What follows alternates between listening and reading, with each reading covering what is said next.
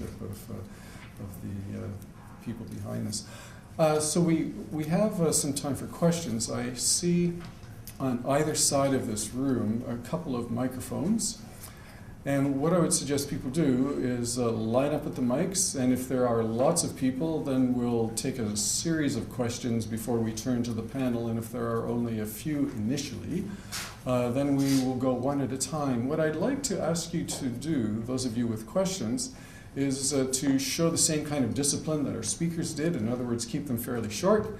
But also, if you could also tell us your name and where you are from. If you're from the university, let us know that. If you're from outside the university, let us know that, so that we can all get to know who each other is. So our first question.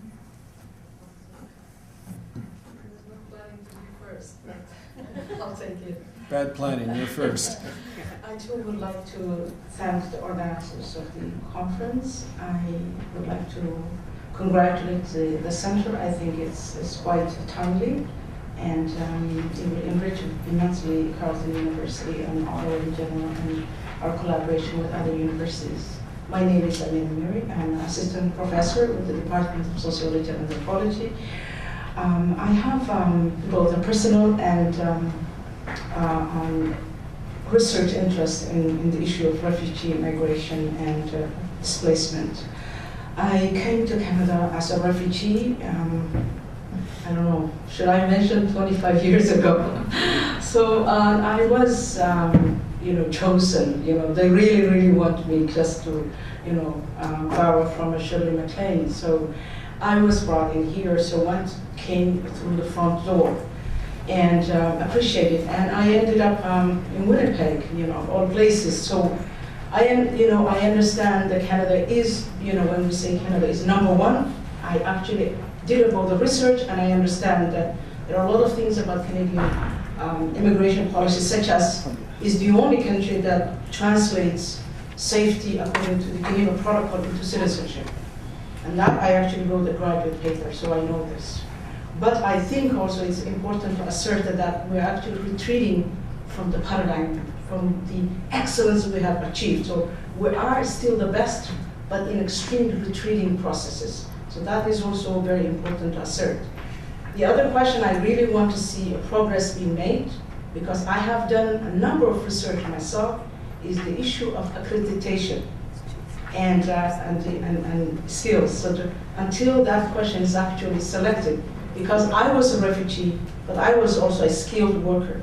So I think the issue of decoupling skilled from refugee is itself problematic.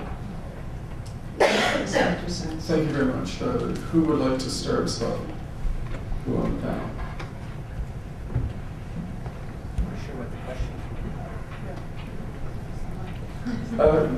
Why don't we begin with the last question, which has to do with the importance of the recognition of foreign credentials and qualifications. Maybe Chris, you could start us off here.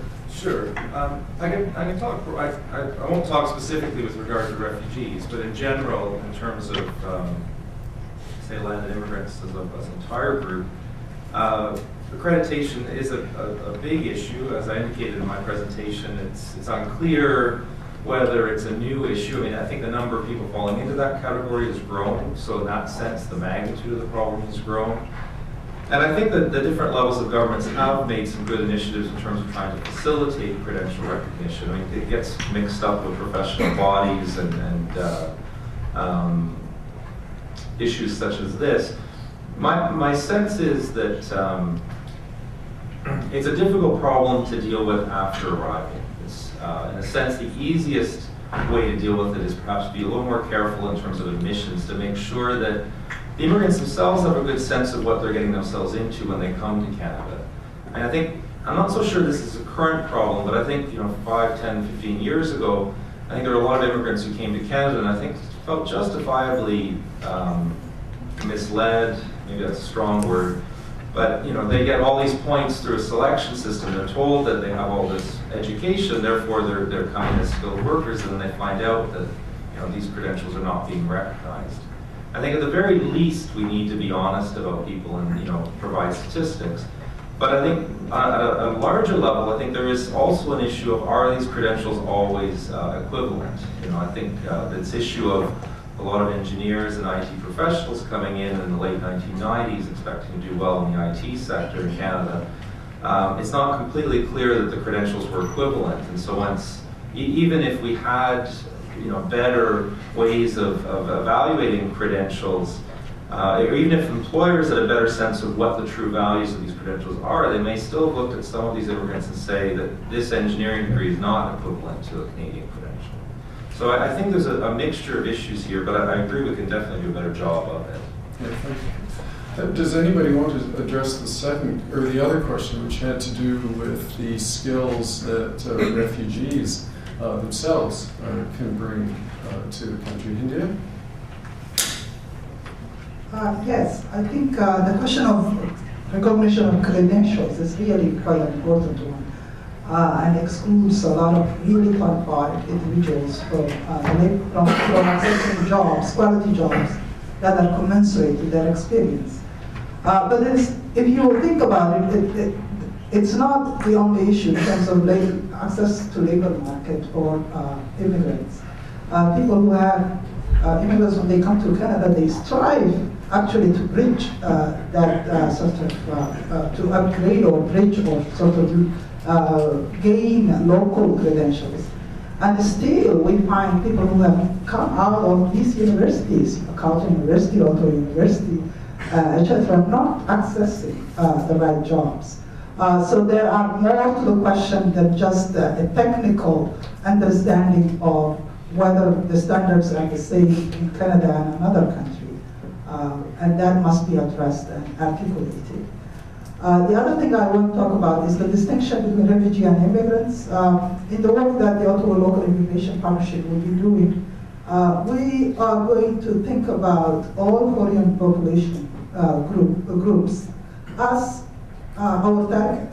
The scope of the work will be all foreign populations and their successful integration into the Canadian system and social infrastructure at the city of Ottawa. And there is a myth that refugees are sort of accommodated for humanitarian reasons and as a respect to Canada's commitment to international conventions. But the refugees bring a lot of skills and they bring a lot of credentials and they are trained individuals, they bring resources, they bring international connections and so on. So the distinction is always one of discourse really, that just sort of became prevalent, but it's not, it's a false issue in my perspective. And once they come here, refugees who have been accepted are part of the community and require integration solutions. Okay, thank you, India. James, did you have a question? And then we'll go to Derek. Sorry.